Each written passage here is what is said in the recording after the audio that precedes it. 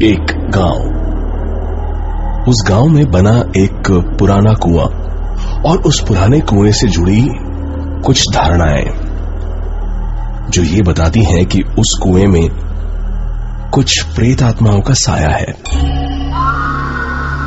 पहले ये कुआं गांव के बीचों बीच था, पर जब धीरे धीरे गांव से लोग गायब होने लगे तो उस कुएं की गहराइयों को भी तलाशने की कोशिश की गई, लेकिन जो भी उस कुएं के अंदर गया वापस नहीं आया। गांव वालों ने उस कुएं को पत्थर डालकर बंद भी करने की कोशिश की, पर अगली ही रात सारे पत्थर गांव वालों की छत पर गिरने लगे।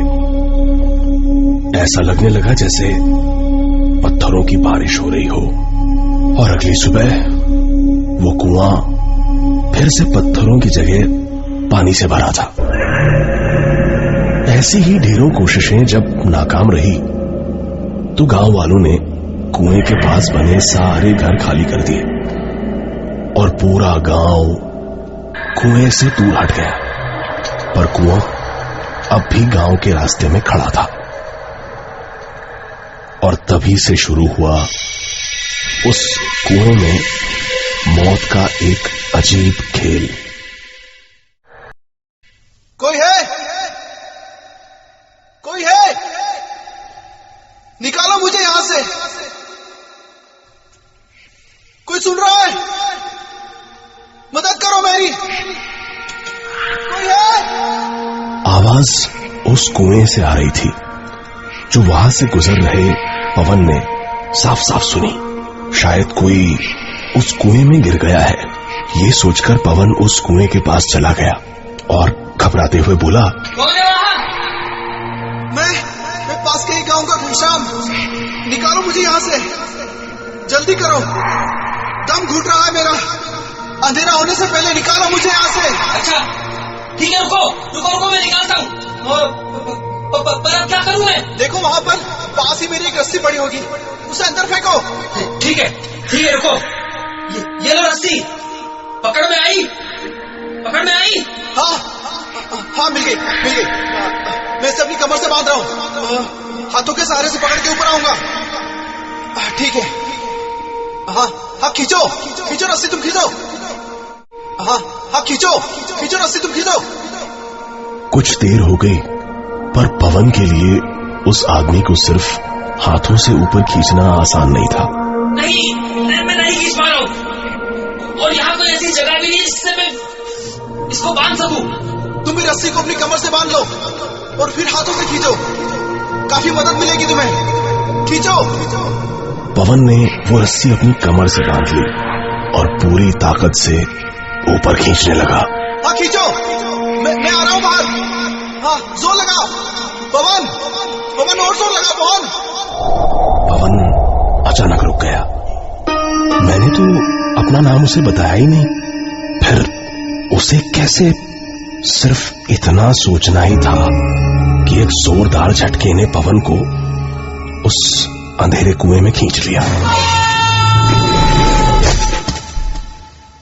उस दिन के बाद किसी को पता नहीं चला कि पवन कहां गया। कुछ दिन गुजर गए, तभी वहां से गुजर रहे एक बूढ़े राहगीर को उस कुएं से एक आवाज सुनाई थी।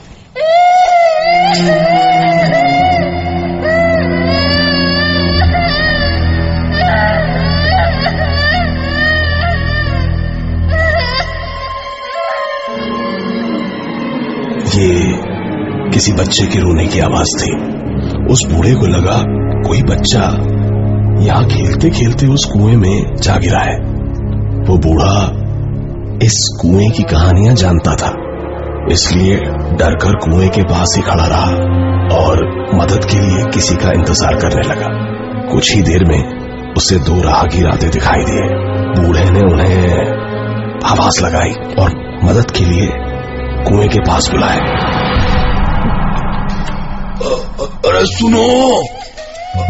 सुनो, यहाँ कुएं में किसी का बच्चा गिर गया है। अब मेरी मदद करो उसे बाहर निकालने में। बूढ़े के कहने पर उन दोनों राहगीरों ने बच्चे को निकालने की कोशिश की और थोड़ी ही देर में बच्चे को चुप कराकर उससे अपनी कमर पे रस्सी भी बंधवा ली। बच्चे को बाहर खींचना आसान था और आसानी से ही बच्चा कुएं से बाहर भी आ गया।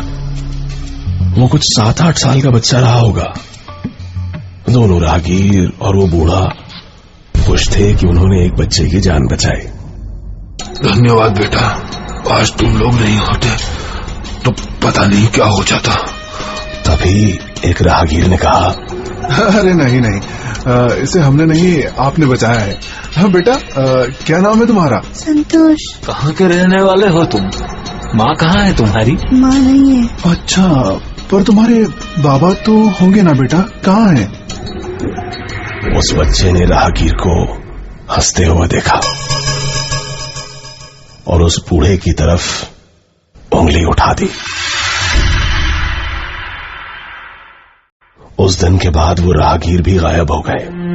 कहा जाता है कि आजादी से पहले इस गांव में बहुत शातिर ठगों की टोलियां रहा करती थी, जिन्होंने कई बार वहां के लोगों और अंग्रेजों को ठगा था।